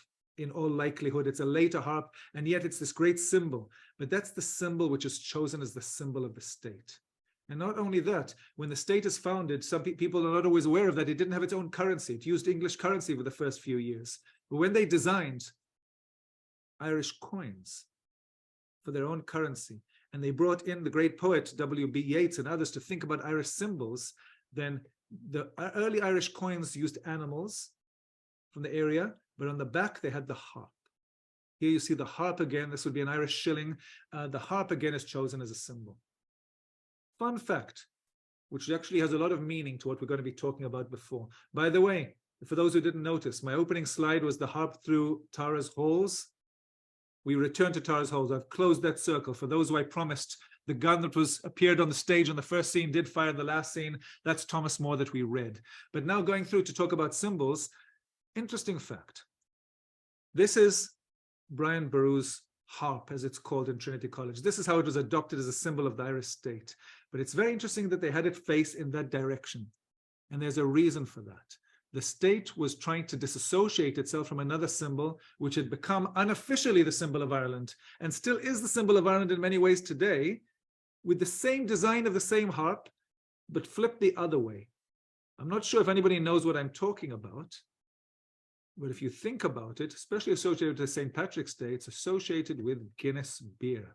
the symbol of Guinness beer. Guinness beer is a brewery from the 18th century. It was a small brewery in Dublin, which developed into a massive brewery. By the late 18th century, it was quite strong. By the 19th century, it was the biggest brewery in the world, I believe, because it had the whole channels of the British Empire to spread through. So this brewery became into this kind of empire and became associated in many ways with Ireland. Ireland has other beers as well, but Guinness and the Arthur Guinness's family became associated with Ireland and Irish tradition. And Guinness already, not originally, it's from the 18th century, it was called Guinness beer, but from the 19th century, it adopted the harp as its symbol. Shows specifically that harp, Brian Boru's harp, from Trinity College as its symbol, as its logo. It trademarked it in 1876. It first used it on its label already in 1862. So you can see this evolution, how the symbol changes. It doesn't always stay. This is how it looks at the moment. There's always advertising people who come in and play around with the logo to make it. This is how it looks today on beer cans today, if you see it. So if you're drinking a pint of Guinness today for St. Patrick's Day, look at the can, or look at the glass if it's served in a proper Guinness glass, or go up to the bar where it's being poured out of the tap and look at the tap. That's the logo of Guinness. So look at how the symbol, how the harp becomes commercialized into a logo. And that's the last bit of my talk, if I wish. We're in our last final minutes. I don't want to tire you forever. I could go into the harp forever and Irish history forever. But if I want to talk a little bit more about the harp, it's exactly about how it becomes this symbol, which appears in many places and in many areas, how it mutates and permutates and goes through recycling. So it becomes the official symbol of the state, but it's also the symbol of the most commercialized object identified with the state. And it's this official and semi-official we have to look at. So if we look at Ireland today, let's talk about contemporary Ireland. There's harp music around. We talked about that. We heard harp music, but the symbol itself, the harp, is larger than the music. It's associated with the state on so many levels. So if you have an Irish passport, maybe some of you are Irish citizens. I'm not myself, but if you are an Irish citizen, then you look at your passport, make sure to pull it out. It's got the harp on it, of course. The symbol of the president of Ireland. He's not the prime minister who runs the state, the Taoiseach, who's at the moment visiting Washington, or the Taoiseach, the vice prime minister, who's visiting today. He's arriving in Boston, in fact. He was in New York before that, but the president of the state was the number one citizen, the person who represents the state. His symbol is the harp. That's very important. Ireland now is part of the European EU. It no longer has its own currency. And yet it found a way of keeping the harp in its currency. Even though it has the same currency as the rest of Europe, the way the EU works is remarkable. Everybody has the same coinage and the same notes. But with the coins, on the flip side, each country can print its own symbol. And the symbol that Ireland chose, whether it's for the 5 cent, for the cents coins, or for the euro coin, if you have a euro coin, flip it around, you'll see the harp. Now, these are in circulation all over Europe. They're printed in Ireland, but each country has its own symbol and they mix around. So the Irish harp is part of a European symbol. And Ireland is very proud of its European connection. If you've heard of Britain going on and Brexit and separating itself from Europe, a lot of anti-European hostility was drummed up by a certain party in England and part of the government, part of the conservative government's policies. In Ireland, that's very different. In Ireland, people are very proud of its European connection. And so it even brought the harp into Europe.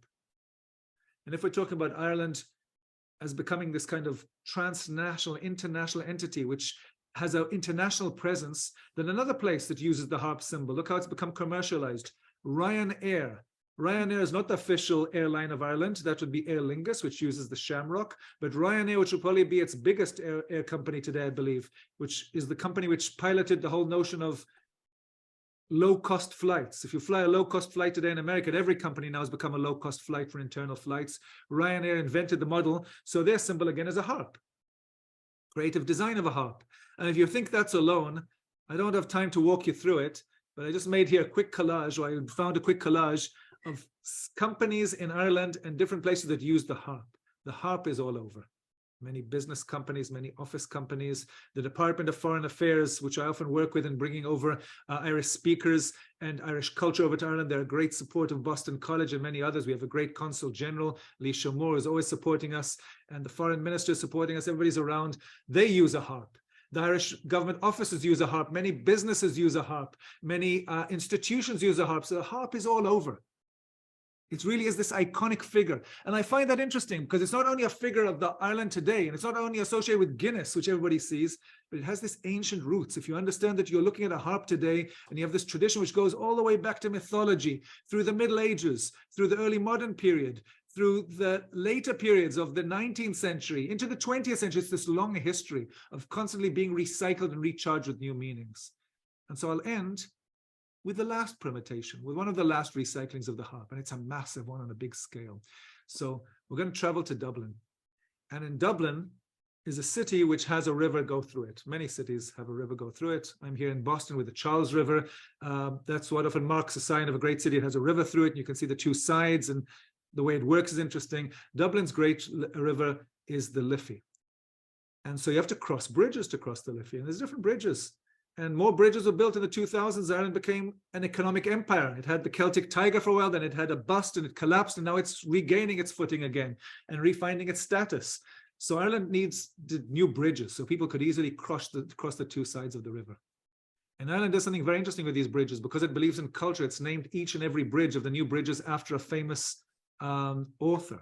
You could have given the whole talk today through Irish literature. Something we didn't talk about. I mentioned W.B. Yeats. There's a famous poem on a harp. I didn't mention that. But around its famous modern writers. So it wanted to name a bridge after Samuel Beckett, the great playwright. But it wanted a special design for that bridge. And this is the design. It turned to the great architect, which many of you know because he's designed also buildings in America. Recently, I was in Cleveland and I saw a design of the Modern Museum in Cleveland. And that was a design by the same architect, Calatrava.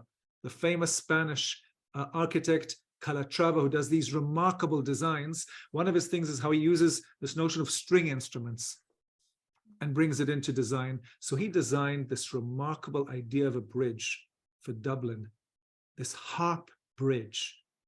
And here as it is, it's being towed into the river. This bridge is being towed in on this huge barge in 2009. It's a story of post-millennium. Ireland is coming onto itself with a new kind of confidence.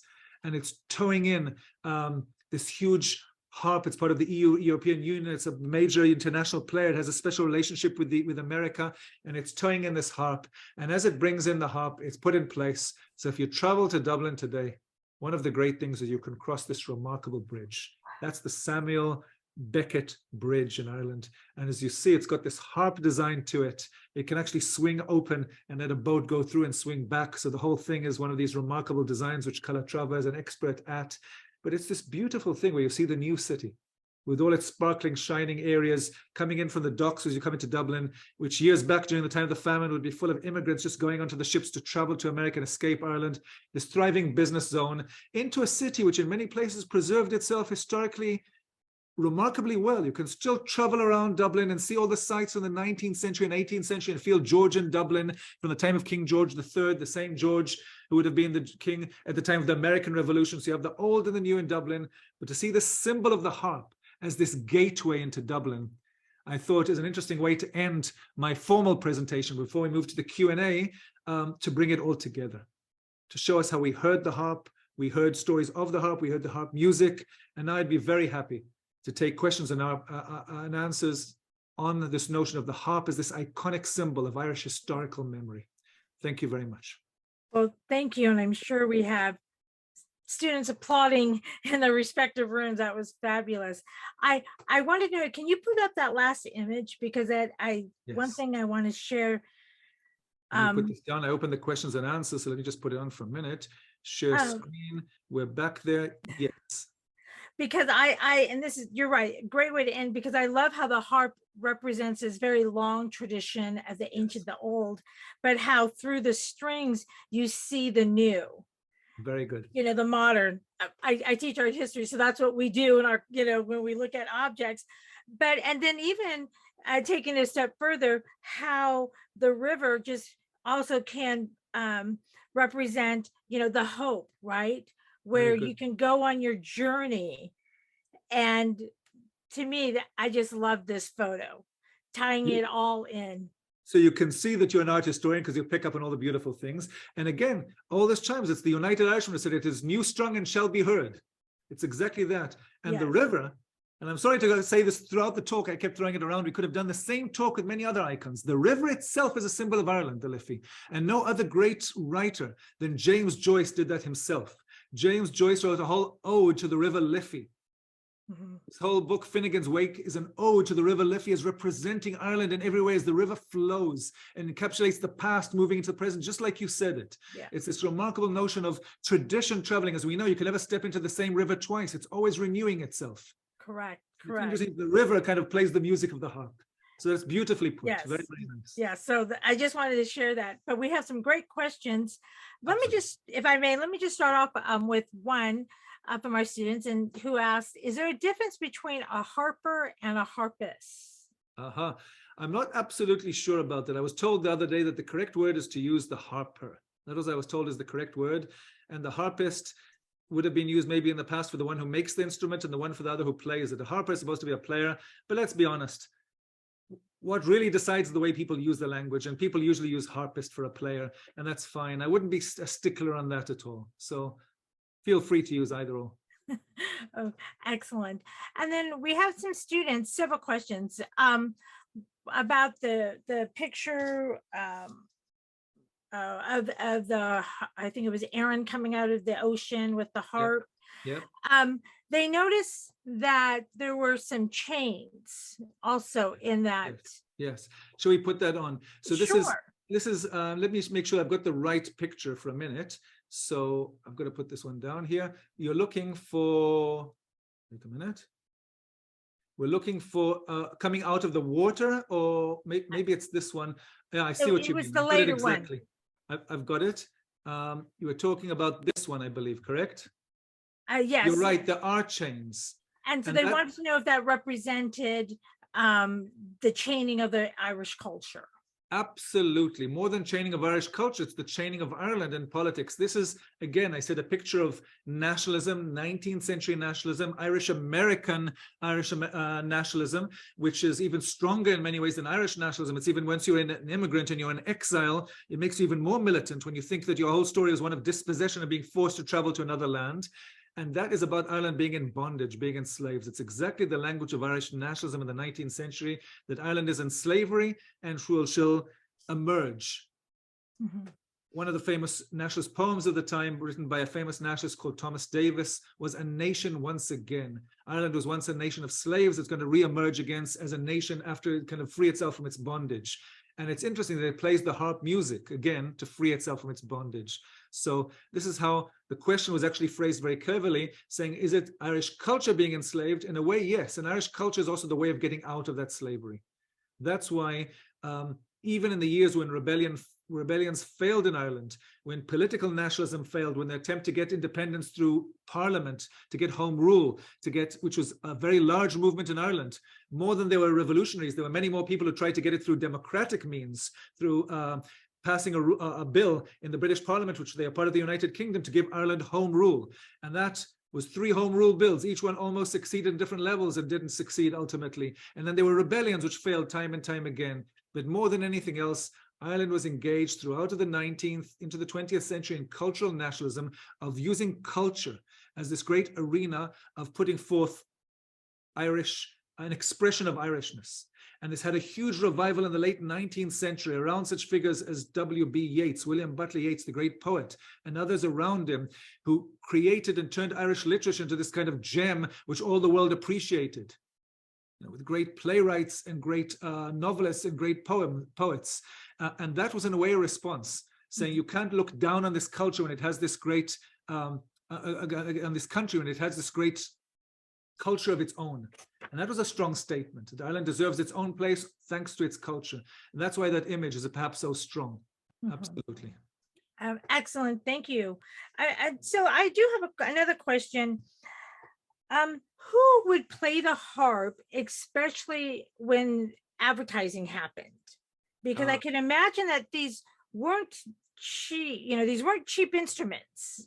So who would play them, and who would play them, especially in Ireland? Yeah, well, they have to be heavily, of course, extremely well-trained musicians would play the harp, right? This is a profession. And this goes back, as we know, to ancient times. We saw in the pictures before, they had this reverence behind them. So, it's a real role. These are the celebrities of their day. And you can see how they traveled. And even when Irish traditional culture was put down in different circumstances, these people had a reverence among their own people.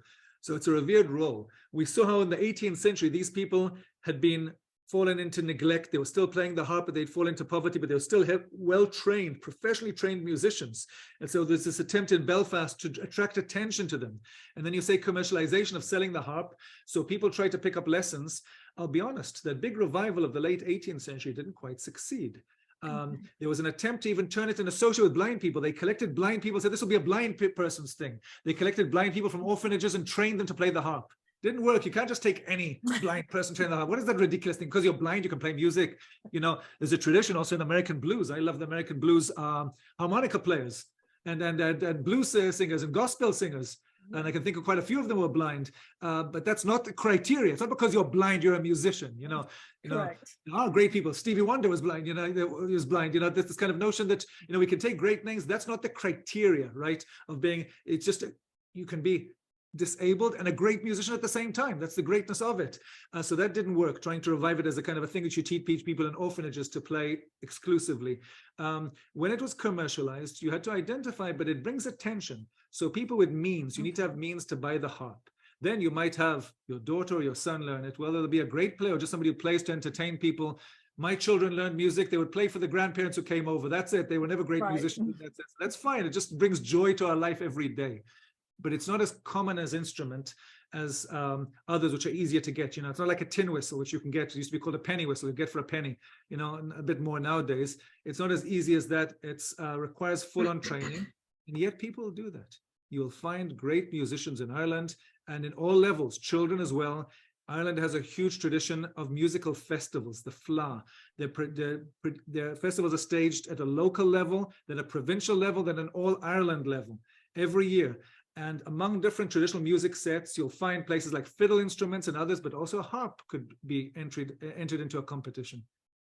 So the harp has a pride of place. Well, I find that interesting because you have it. So this was in the 19th century with these advertisements, and as you were saying, people with means would purchase a harp for the family or for the children to learn music and such. What would that say socially? I mean, were they making an Irish statement like, oh, that's an Irish household, or that's they follow the English household? I mean, that's a great statement. That's a great question. Come out? Yeah, it's a great question. And to be honest, I'm going to step back a bit here. I'm going to speculate together with you, because what you've just suggested is a great topic for a student to write an MA or a PhD on, meaning it needs to be researched. People have written about the harp, and there's a couple of good books about it, but that actually really needs to be looked at. I think that's a great research topic of what it means. And I think that's one of the great ways that, I use the word cultural nationalism rather than just nationalism in general. People often associate nationalism with waving the flag, going out to war in the name of the flag. Sometimes nationalism can be tainted with terrible wars, like World War II, a war in the name of nationalism, World War I. And there's other forms of nationalism which is just integrated into everyday life. It's the nationalism you started about your passion for sports. That's the way that nationalism comes out, right? When Team USA is playing somewhere, people cheer on to Team USA in the same way that Ireland will always cheer behind an Irish sports person, an Irish team that's playing. That's one form. And so also music. Cultural nationalism plays into music, where you identify that as your music. And the harp would have been a statement like that. And I would wager to stake, without researching it properly, that in the 19th century, to buy a harp would be a statement. Yeah. Now, Thomas More also made it acceptable that anybody could play a harp. You could be completely an English person who has no sentiments to Ireland and would buy a harp and would play the same tunes. That was the subtlety of what he did. He planted this and made it an acceptable culture, the way we'd call today globalization in a sense, right? He did that. And because of that, he was criticized in the late 19th century by more militant nationalists who said he'd sold out because of that. I'm not sure at all. It's a way of bringing that culture, making it palpable and acceptable to people, but also maintaining these kind of messages inside which show it's associated with Ireland and its long history. So I think it plays on two levels. You didn't necessarily have to be a nationalist to play the harp, not at all. You could have been a unionist who believes in the union. But by playing the harp, and you could be a cultural person accepted on culture, and politics takes a different view. Politics and culture don't always go together. Today's, we talk about culture wars as if our culture has to be determined by our politics. That's nonsense. That's complete nonsense. And if you like a certain music, it says what your politics are, we've got to put that aside. But it does play into Irish nationalism. It has this deep national baggage, which means you're Irish. And true enough, there's wider definitions of Irishness. Too often, people associated Irishness with Catholics, with republicanism, with narrow views. It shouldn't be seen as such. In many ways, it was pluralistic. The Irish language, which is another culture, we could have given this whole talk about the Irish language and its fate and its rise and decline and revival. We could have talked about that, how the Irish language is often associated with Catholics and a certain tradition, but there's Protestants who also speak the Irish language, including in Northern Ireland. We've got to see how the wonderful thing about these things, in the end, it appeals to those that it appeals to, and people can find their joy in it without necessarily tying itself to the political implications of what it entails. The harp itself does not dictate a politics. It plays music. It's the messages we pin on it.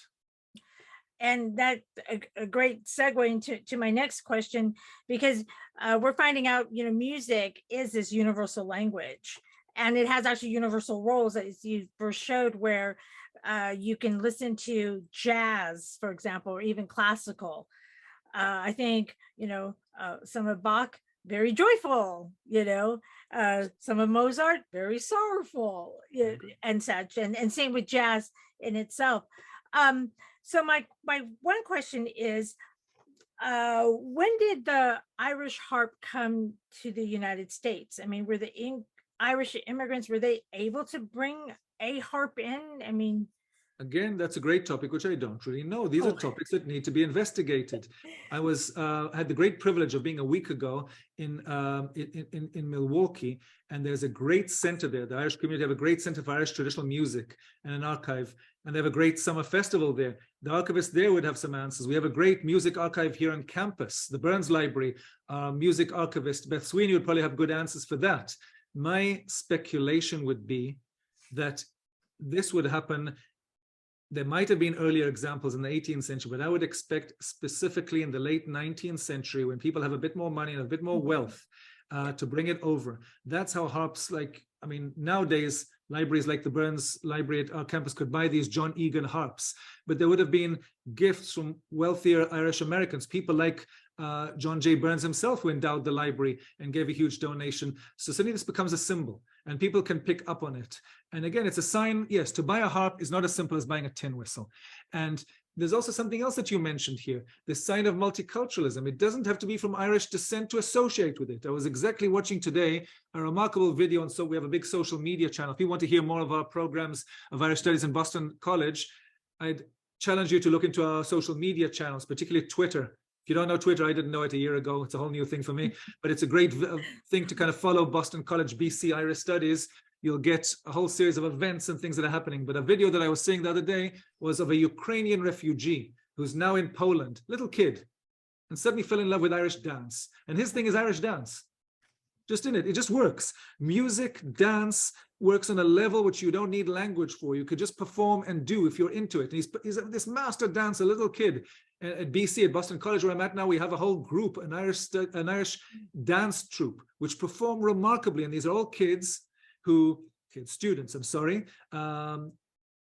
young women who would have practiced Irish traditional dance in America for years and years and years. That was their thing for years. They come to university not as dancers to study whatever they're doing, but they want to keep Irish dance doing. So they do these amazing performances. So you're right. Dance, music bring people together, but they also create remarkable fusions. When I watch the Irish dancers here on campus, I notice how they bring in fusions from other cultures, almost as kind of a tongue-in-cheek moment. Riverdance did that in its great performance. And the same with Irish music. Irish music, and you'll always see this, it's a debate between the purists and the innovators. The purists will always say, don't touch it, it's sacrosanct, don't touch it, it's traditional, do it exactly as it was. But as we've even seen in this lecture, the harp was revived again and again and again. We don't know how it was played as it was in the Irish High Cross in the 9th century when you saw that depiction. They imagined that it was being played like King David. We don't know what tunes it exactly played. We hear descriptions of it. We don't know what that means. It's always changed. There's always been new influences coming in. And the classical is important because there's the traditional tradition, but there's also the classical tradition. And there's a whole tradition of classical harp, and it's different instruments, but the two can converse and influence each other.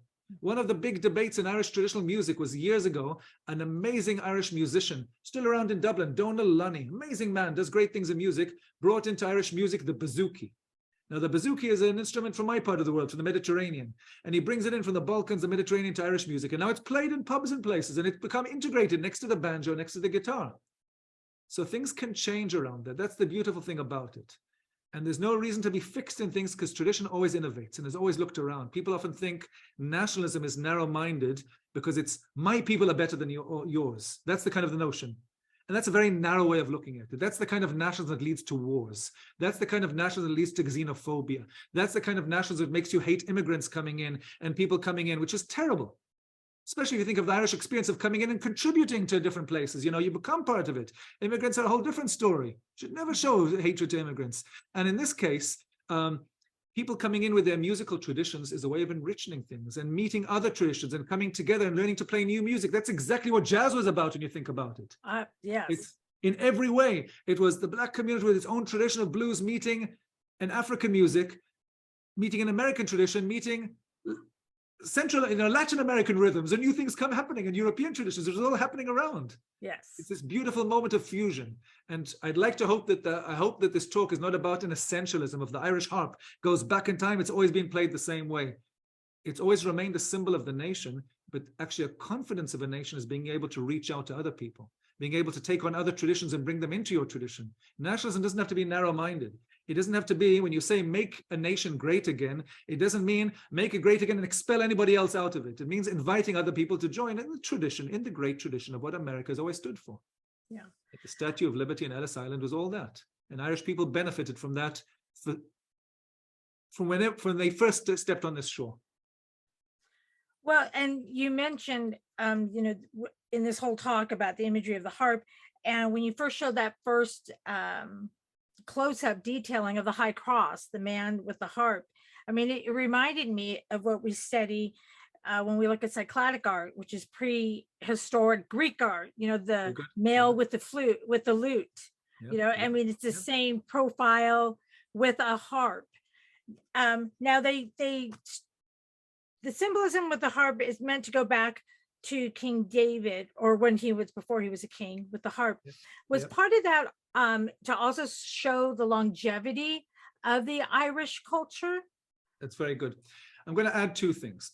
It's actually interesting. On the one hand, there's the biblical tradition, and people, since Christianity arrived since St. Patrick, we're in St. Patrick's Day today, so we'll give credit to that. He's associated with the famous mission of converting the Gaels. But it's interestingly enough, Irish culture also has this identification with the classical world. I think it's not for nothing that you used your art history background and thought of ancient Greece. That's an interesting one. It's a very interesting one. In fact, James Joyce capitalized on them beautifully when his most famous novel of all, Ulysses, it's taking the Odyssey. Ulysses, let's just remember, is the Latin name from Virgil for the Odyssey, taking the Odyssey and retelling the whole story of the Odyssey as if it was one day in modern Dublin in the beginning of the 20th century, just to kind of play. So there's this imagery, which you'll often find, which cuts very deep, even into Irish folklore. You hear stories of local schoolmasters who were teaching what's called a hedge school, which had no resources and didn't have the classroom, it didn't have anything, but would teach people bits and pieces of Latin and Greek, so they would have a classical culture. So I wouldn't overrule even the fact that it doesn't have a classical reference in addition to a biblical reference, and that's a good one. I think what you're touching on is something else, and this is also a major dynamic of nationalism. So Ireland had to fight against the image that was being projected from England of having no culture or having an inferior culture. This was very important for Irish nationalists, especially in the 19th century, to say, long before, they used to like this joke, when your ancestors were still wearing blue paint and were you were the savages, supposedly, not that blue paint is a savage, and you're people, all tribals. Ireland already had kings and queens. It had ancient culture and had a whole thing going on here. You think that you can take classical literature. There were no Britons in classical literature till the Romans came, but Ireland had an ancient Celtic culture before that. Now, I'm not playing that game specifically, but I'm saying that was part of the imagery that went there. Yes, you always want to argue and say that there's an antiquity and there's and that antiquity also gives you long roots. And it's a response in a way, it's a post-colonial response or an anti-colonial response. The colonist has always traveled to different places and said, I am bringing you modernity. I am bringing you civilization. You have nothing. And the local answer to that is say, we had culture before you spoke. We just used a different language. We had ancient civilizations. You come to a place and you see great pyramids, whether they're in Egypt or they're in Central America. And you come to the great pyramids of the Inca or the Aztec, and you say, where was that? That was all before that. Or Native Americans here who had great culture before that. You have to learn to interpret and to read it, not to think that there was nothing before that. And that was Ireland's response. In a way, it's what we say, this is the native speaking back. This is the person saying, you know, you think you're bringing your own culture, we're actually civilizing you, which is an interesting notion. And it's this whole kind of moment of becoming more Irish than the Irish themselves. The appeal of Irish culture was always there, and it was always a danger to the colonists. Because from the colonial point of view, is the last thing is you want is the colonizer to go native, to adopt the local culture. And there's always been many of the great contributors, and this is very important to note. Irish nationalism, sometimes in its most narrowest form, has associated Irish nationalism with Catholicism, with the large majority and keeping the Protestants out. That's never been the story. The story of Irish nationalism was always a story of Protestant involvement. The Republicans that I mentioned before, of the United Irishmen in the late 18th century, the whole leadership were Protestants. Descendants of colonists that came over who wanted to show that they're Irish. The Irish revival with poets like I mentioned, like W.B. Yeats, a Protestant who shows that he's Irish. There's no criteria of religion here. There's no criteria of language. There's no criteria of genetics of where you come from. It's more than anything else, it's a cultural form. If you embrace the culture, you become part of the nation.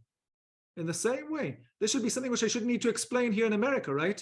Who is the real American? Is the real American the person who got off the Mayflower? And why them? Why not the Native American who was there before them?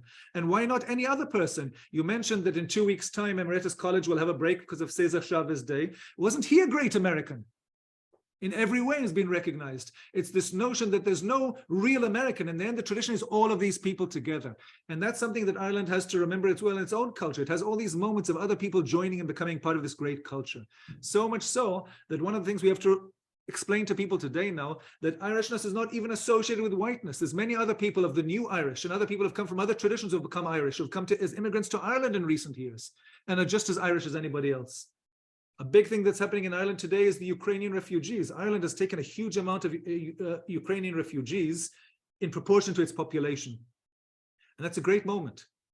Not as many as, let's say, Poland, which borders Ukraine, but a lot have arrived in Ireland. And it's a great moment of people who are arriving as refugees, but some might stay, just as other people have stayed and will become Irish. Their kids are already in school, learning the Irish language, learning Irish music.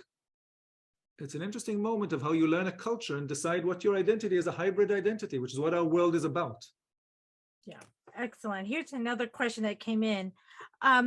Was there a lot of cross-pollination of Gaelic culture with the people of the Western and Hibernian Isles of Scotland across the Irish Sea? Absolutely. If you go back to ancient times, that's a brilliant question.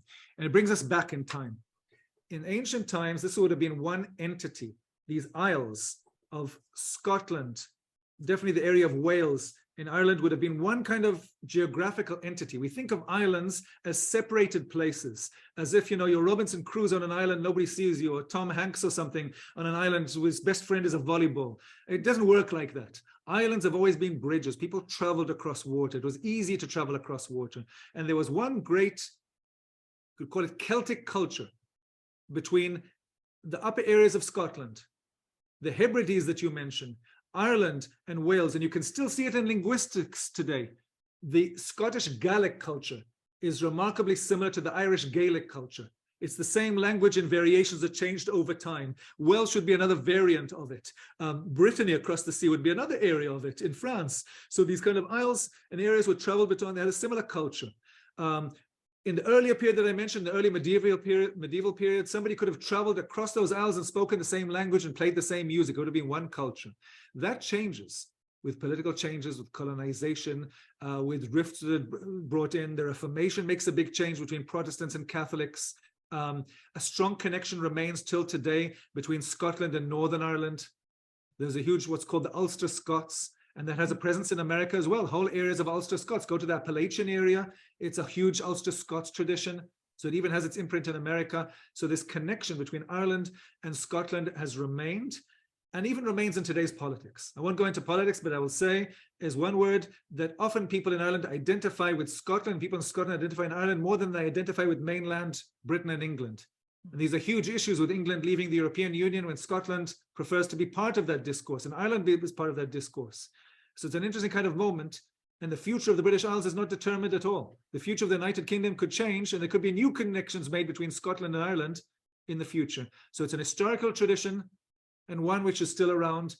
And once again, I'll say what I've been saying a few times, the topic for another talk. There you go. Well, it seems like Dr. Beiner, we have a lot of another talks coming up. But here's another interesting question. What were the pagan beliefs that were unacceptable to the Irish, if any? Well, that's a misleading question. What the French call a question mal posé, badly posed. Not because of the question, it's an interesting question. We've got to think about it, how it's posed. So originally the Irish were pagans, right? There's a whole tradition when I say that the Irish came out of the Celts, speaking an ancient language, having their own pantheon of gods. They were fully pagan. They had a whole pagan pantheon. They had pagan traditions. They had their priests, which would have been the Druids. When you go through Irish archaeology, you find megalithic tombs even before the Celts, which go back to ancient times of dolmens and menhirs and a whole area. You go to Newgrange, for example, Brúna Boina. You have these ancient worship sites which go back thousands and thousands of years, 5,000 years ago. These are prehistoric sites, and they have symbols which are traditional to the area of these kind of cycles of things and work in threes. It's interesting they work in threes because that will relate later to Christianization. So long before Ireland was Christian, of course, like the rest of the world, was pagan, right? Monotheism wasn't from day one. It starts with Abraham, and then the biblical Old Testament, and then Jesus, and then goes into another religion, which is Islam. That's the monotheistic tradition. And there's still pagan cultures around in the world today, or multi-god cultures in many places. Let's remember that it hasn't passed away from the world. Right. So Ireland would have been a pagan culture up until the time of the early Middle Ages, when St. Patrick and a number of missionaries travel over and they convert the Irish. And the way that worked was exactly using local symbols to help Christianize them and to adopt local symbols into the local version of Christianity. So the Irish church would have had its own flavor and its own traditions, including its own saints, like St. Patrick today. Or if you want a female saint, St. Brede, St. Bridget is a famous Irish saint. Her day is the 1st of February. Check out St. Bridget on the 1st of February. You'll see lots of interesting traditions and many other saints. Some more remembered, some than others. There was a famous saint, St. Columba, St. Columkill. And St. Columkill, Irish states were crucial in helping to Christianize the rest of Europe, sending out missionaries and helping bring Christianity across Europe after the Roman Empire collapsed. So Ireland is crucial to the story of Christianity, is crucial to its history.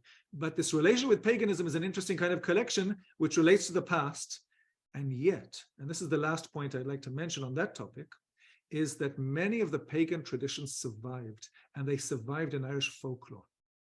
So for example, a great folklorist, Moira MacNeill, who was a great folklorist who was in Ireland, a folklorist, and then came over to America, married somebody in Harvard, and worked in Harvard for years in Boston, the town where I'm at now. Moira MacNeill noticed that around Irish folklore, around the month of August, there's a whole set of festivals that happens. And people thought maybe that's connected to the festival of the Assumption or the kind of the St. Mary's festival, the Virgin Mary's festival, but actually it didn't work out properly, the dates. And notice that people go on that day to climb mountains or go to sources of water. And the more she researched in Irish folklore, she realized this is a festival for the ancient Celtic god of Lugh. It's the festival of Lunasa. And this festival of Lunasa, which is a non-Christian festival, it's a pagan festival, survives still today in Irish culture without people even realizing that they're celebrating in different traditions. And Ireland is full of different superstitions and traditions relate to holy wells and local saints. And the local saints were exactly the mediators who mediated pagan tradition with Christian tradition, created its own versions of Irish local folklore. Excellent, thank you. And then just to close up our time together, how are they, that could be the powers that be, are preserving traditional Irish history, culture, music, all of that, especially with the younger generations? And is there a fear that it may be lost, or is the tie to that tradition so strong that it's just a matter of repeating oral traditions, repeating, you know, I guess stories and music, so that they can bring it on, for future generations. Is there any concern about that? Well, that's a key question. Sorry, there's a phone. Phone here. That's a key question. I could speak about that for hours as well, so I'll keep it short. That's the classic question of tradition, in general.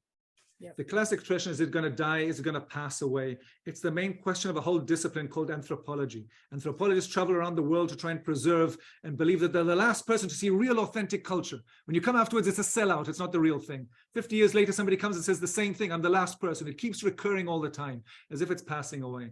It was a main concern, and still is in many ways a main concern in Ireland, but it was a main concern in the 19th century. After the famine, the feeling was the language is disappearing, culture is disappearing, people are dying, people are emigrating in huge numbers, leaving Ireland, taking away, and don't have a place for these traditions in America.